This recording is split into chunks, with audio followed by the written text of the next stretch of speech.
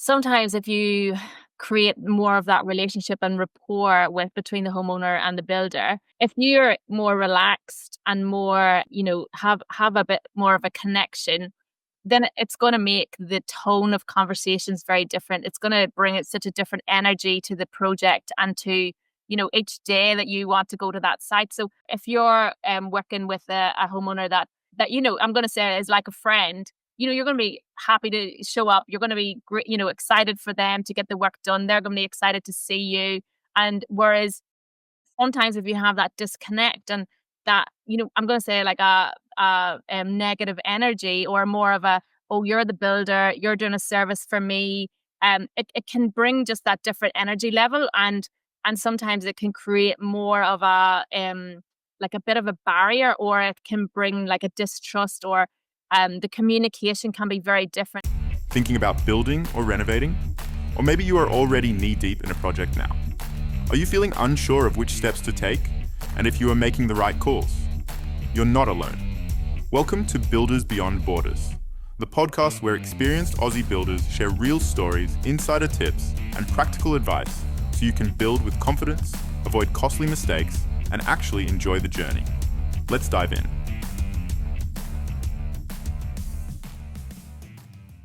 So welcome everyone to another episode of Builders Beyond Borders, and this is the podcast where we explore the world of building and renovating. So I'm Louise from Perway NWA, and I'll be your host for today.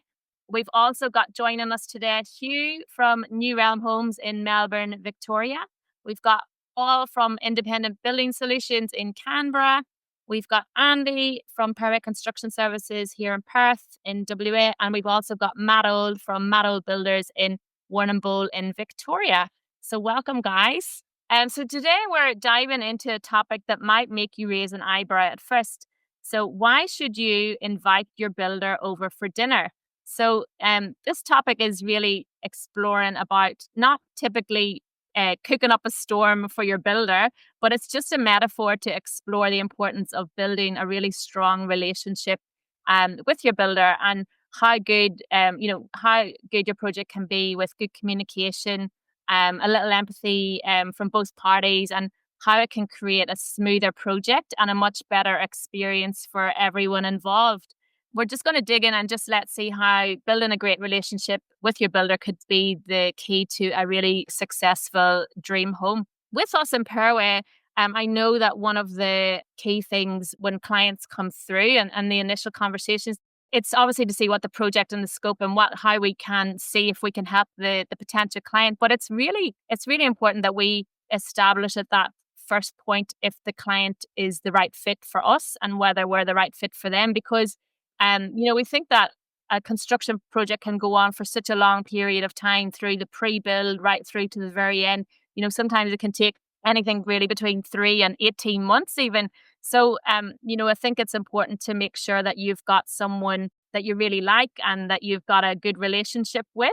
What do you think, guys, that is important for, or why do you think it's important for homeowners and builders to develop a strong relationship? I'll hit up you, Paul, first. I think communication is obviously very important, as we've learned over the years dealing with clients, because you're moving in, particularly in renovation work, you're moving in to overtaking their life, really. It's a fairly big disruption to their life. They've got guys making a noise and making dust and making mess and parking trucks and things all around their house. It's an ungodly hour of the morning to some people. Some people it's not. And I think that's where you need to get to know. Some people can tolerate these things a lot better than others. So need to discuss that and start times, finish times, all that sort of thing, in terms of whether it's going to be a major disruption or whether they're going to be able to live with it or not. Because they'll say, yeah, that's okay, we'll put up with it, because they're all excited about getting their renovation done. But usually a few weeks in, they might start to change their tune a bit but particularly if they're not normally early risers and things like that. So it's very important to probably get to understand each other and what time people normally have their breakfast, or what time they normally go to school with the kids, or what time they go to work and all that sort of thing. So you can try and give them, a little bit of their own space if need be. It depends also on what part of the house you're working in too. I mean, if you're totally separate to them, it's a lot easier than if you're trying to live and work in the same space. But it's usually better if it's those areas of the house, usually better if people can move out for a few months, but it's just not always viable and it's not always practical. So yeah, all comes back to communication being biggest key point in all that. So getting to know your builder is the same as we need to get to know our client as well, so that we know where they're at and understand, because everyone's different. Yeah. Understand what they're expecting, how they're expecting it, and if it's not going to be quite what they're expecting, you need to explain to them why and how it's going to work. And if that doesn't suit, then you've got to try and come up with a bit of a routine that'll be a win-win that'll work for both. It's not that that sort of arrogant approach of, oh, you want your job done, you need to get out of our way and let us do the job. It doesn't need to be like that. It needs to be a house that we can work and live in at the same time. And it's always doable. Communication, biggest key, isn't it? In terms of like projects where relationships and between the homeowner and the builder, that they make a big difference. Is there any examples that you could give, Hugh or Matt, that you've come across where you've had a really, really great relationship and the difference that's made to the project outcome? The project from a few years ago, where while there was ups and downs throughout the project, like every project we get has that, the initial stages of sort of, I guess some people would say, winning the job and things like this, the spending a number of times meeting the client, initially sort of meeting out at a cafe to start off with, and then we met at their house to look over things, just working through our general process. It was those couple of meetings that really made the difference, because we, as we know, building a house can be a very intimate relationship with a client, because in a lot of ways, and I think I've even said this to clients, like, this is going to be more like a relationship. It's going to be more like a marriage, because I'm going to be in your house and I'm going to be in your space. If we're not able to get along, if we're not able to compromise on certain things, if we're not able to sort of see eye to eye on how everything's sort of going, then we're going to have problems. That being said, it doesn't always mean that the project ran absolutely smoothly, everything went well. There were still some expectations that weren't sort of addressed early on, little things that sort of pop up throughout a project. But without those couple of real key meetings and getting to know somebody real early on, when the issues did arise, it could have ended up with it turning into a fight and arguments and things going terribly wrong and things going completely pear-shaped. But they didn't, because we knew each other. We built the rapport that when it came to the problem sort of arising, that while there was some heated words that may have gotten said, we still were able to sort of get through it and just go, okay, well, I think everybody's a little bit flustered at the moment. How about we take a step back and we can get things sorted out? And that helped, because we'd all come to the party and recognize that, hey, hold on a second, this is a project that we can't just drop. We can't just get out of this situation like some people might be able to do with other things in their lives. We can't just drop it. And so there's that work, and understanding people from an emotional standpoint as well. Sometimes we look at ourselves and go, how much are we being psychologists while we're doing this work as well? And we do go and have those conversations where we find out so much more about people, and then we're also allowing everybody to find out about us. How we work together, that's going to be the be all and the end all of those conversations, and making sure that when you do get to the end of the project, everything is the way that everybody wanted it to be, without too much turmoil, I guess you could say.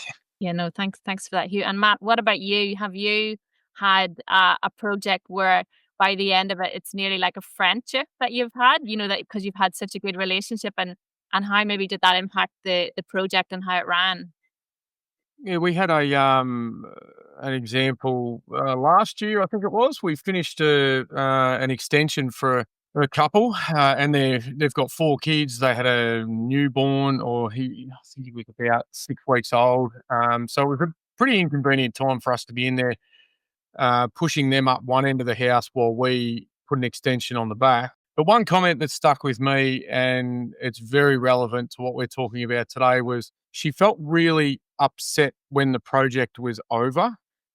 So we'd obviously had a fair impact on their lives, and we'd built a really good friendship and relationship with them during the build. And then she said, it's all hustle and bustle through the build and we get to know the kids. That was a really good one to know we built that relationship with them. And then we're still friends now. We see each other every now and then, but it's not as. It was funny how she said that it was a little bit depressing when we cleared out. So yeah, we find that as well. It's like bittersweet at the end of some of the projects that you work with. There's a number of clients that we've come across. Can you give some examples as well, Andy, where we've built up that friendship with the client? Yeah, I think I really think that when people sign up with Perway, I really mean that they're actually getting the best builder out there in Perth. I really mean that. But like what Paul and you said, we're also looking out for making sure the client is not just picking the right builder, but we're also looking at the client also to make sure they're the right fit for Perway to work. And we just finished off a granny flat there 2 weeks ago for an elderly couple. And they're very sad to see us go because they said, you're like a big part of the family there for that 10 weeks. Before the scenes, it was like 4 months of documentation, getting it all through, which what you said is you'll find out where the cracks may even come up in that early stage. So that can be a big thing for us too at that early stage if they're not going to be the right fit for Perway. But we have had many occasions that we've been invited to weddings. Yeah, we were at a client's wedding before, yeah. Yeah, they invited us to their wedding after the renovation, so there was no pressure there. But but no, it's a big thing, like, you can see it out there. There's so many stories that people had bad journeys with their builder and they just didn't go through this whole big process of the communication, letting out all the important information at the start.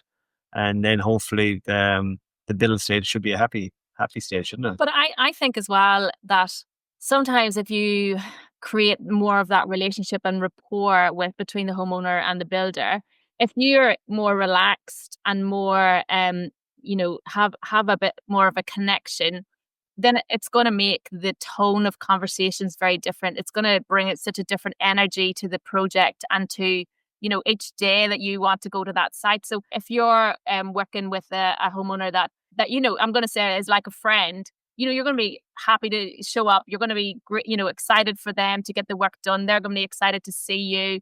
And whereas sometimes if you have that disconnect and that, I'm going to say like a negative energy or more of a, oh, you're the builder, you're doing a service for me, it can bring just that different energy level. And sometimes it can create more of a bit of a barrier, or it can bring like a distrust, or the communication can be very different. It can be like, speaking, you're not really on a partnership. You're more of a, I'm telling you what to do, or vice versa, and it just depends on the personalities and what either builder or homeowner, how they will approach that in a different way. So sometimes, yeah, if you do have that, I feel if there's more of the connection, then it can bring a different level of energy that if you do come up, like you mentioned, there's not every project is smooth running. So if you do come up against a problem, it's like, okay, how are we going to work through this together?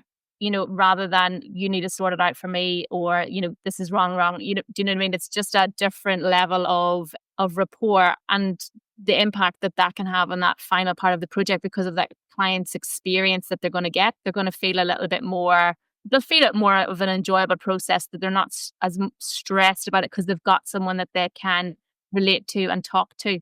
That's my opinion anyway. Is there any advice that you would give to homeowners, Paul, that would like to create a better relationship with their builder and aren't sure where to start? To speak up, really, if you're not happy about something, let us know straight away so we can address it.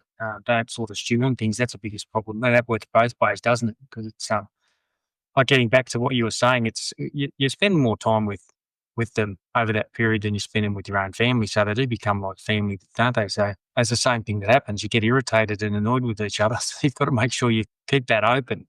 And I do say that to people straight away. And I even, as I've mentioned before too, with neighbours and that in certain areas, sort of if you see them, you just say hello, say, look, this is what we're doing here. If someone's parking in your way or someone's doing something you don't like, just give it the card and say, give me a call, let me know, straight away so we can address it. And I say the same to clients, if you're not happy about something, you feel like something's not going the way it should be, just give us a call straight away. We'll come and see us if we're on site straight away and we'll sort it out before it festers into something bigger than what it really needs to be. I think that's the best approach. I agree. And Hugh, any advice, anything different there that you would give? Any advice to homeowners? be along a similar sort of line to what Paul's sort of discussing there is over communicate. Don't be shy. Even when frustrated, we all know that people get flustered about what's going on, or they might have an expectation that something is going to be a particular way, or let's just say hypothetically that they know the schedule of what's going to be happening on site during the build, and things aren't lining up in their mind, but they might be like, oh, things are falling behind. And we've seen that. It's those little details, and it's just not letting them build up. It's just when something's there is communicate it with us. And it goes the same for us, is if there's something going on, then we'll be the first ones to say, hey, look, this is happening. We need to talk about this. Can we organise a meeting, or come on site and let's go through this? We've got an issue, whatever it may be. Because if it's not jumped on straight away, then things fester and things build up. And we all know in any kind of relationship, it doesn't matter what it is, if things build up, then you just see the negativity and everything explodes. And when the explosion happens, what happens? Everything just falls in on itself, and it's not an enjoyable experience. So we just jump onto it straight away. Yeah, good advice, Hugh. And Matt, have you got anything else to add? I think it's pretty important to just realise that we're all just human. We don't go out of our way to make mistakes or do the wrong thing. We're just, we're out there trying to do our best, and if we make a mistake, pull us up and we'll try and fix it. That's a good one. I like that too. Andy, anything else to add? We started doing before the contract is signed, everyone's excited. And after a few weeks before the job starts, we have a process called the rules of the game. So we jump on just a week or two just before that job's going to kick off, and we just make sure we go down through the rules just before we start, because like everyone said there, everyone's so excited, and then they forget about what's about to happen. And the expectations. Yeah. And then there's people actually love that. Then they're like, okay, now I understand. Okay, now I know of a variation process, because again, little things like this can make a big difference by just nipping that up before we start, because variations on renovations come up, and that's when clients can get very uncomfortable, if that's the word you want to use. But that's just us. Again, it's going back to the communication and having the conversation, and when things come up, nip it there and keep moving. Yeah. Okay. Well, great chat, everyone. I think that can be really helpful to some of the listeners in how to start, or having expectations about starting a job and what to look for in a builder. It's like us all. If we've got someone that we're comfortable working with, it's going to make an easier project. So making sure that you've got the right fit with your builder from the very beginning, and the builder with the client. Thanks guys, and we'll look forward to the next episode. Thanks for tuning in to Builders Beyond Borders. If today's episode helped you feel more prepared, clearer, or more confident, share it with a mate who's planning their own build or reno. Got a question about building, renovating, or working with tradies? Send it our way. We might cover it in a future episode. And don't forget to hit follow or subscribe so you never miss the real stories, practical tips, and builder insights we've got coming your way. Everything shared on this podcast is based on our experiences and those of our guests. It's general info only. Any reliance on the information provided is done at your own risk.